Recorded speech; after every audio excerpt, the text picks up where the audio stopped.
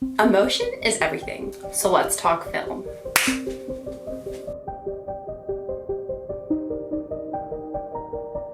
My name's Lauren, and I'm a film student who wants to share what I'm passionate about with you. This is a weekly series, so be sure to subscribe so you don't miss any future videos.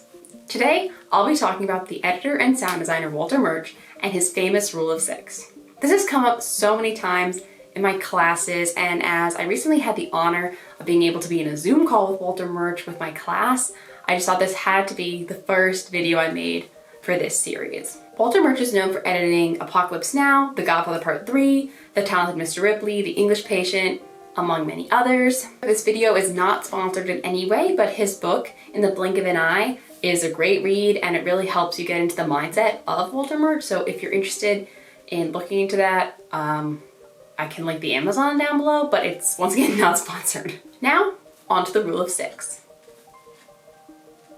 So what is the rule of 6? The rule of 6 is an editing philosophy to help when you're in the editing room making the cut, thinking about what clips to take, what clips to cut, and the order they should be in. When you're in the editing room, there's a lot of pressure because this is the last time you get to really fix the movie before it's shown to the public and kind of put out there and you can't do anything else with it anymore. And you really have to decide what is your priority. What are you going to aim to get in every single take? For every cut, what is the thing you're looking for that's going to make it perfect? And that is where the rule of 6 comes in. Think of it like a pie chart. Emotion is 51% of that chart. Then we have story, which is 23%. Rhythm is 10%. Eye trace is 7%. 2D plane of screen is 5%. And 3D place of space is 4%. So if that's the rule of 6, then what is the ideal cut? The ideal cut addresses every single point and why and what purpose it serves. The ideal cut is true to the emotion of the story and the scene. It advances the plot forwards. It occurs at a moment that is rhythmically interesting and right, whatever that means for the certain context of the piece. It acknowledges the eye trace, which is the concern of where the focal point in the audience is looking as a movement across the frame. So like if I'm looking, my finger, say, like the eye trace is gonna move.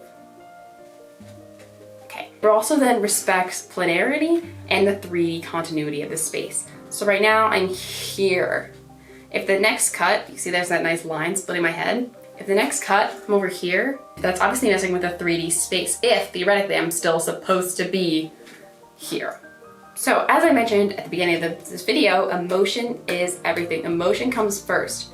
Story and the emotion within the story has to be the first priority. If the emotion is not there, if the performance is not there, you cannot use that take. That's just the end of the matter.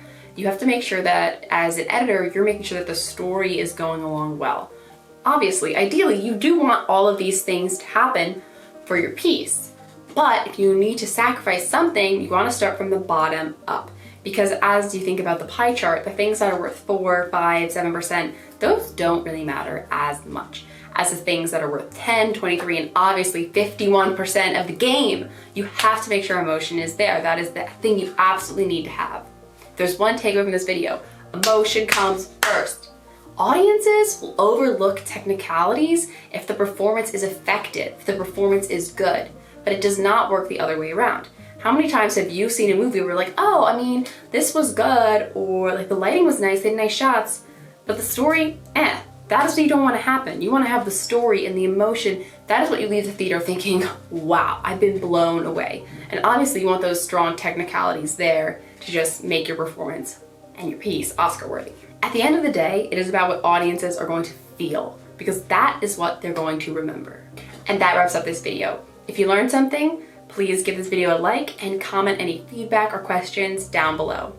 And remember, this is a weekly series, so don't forget to subscribe to get my general videos and the next Film Friday. And I'll see you in the next one. Bye!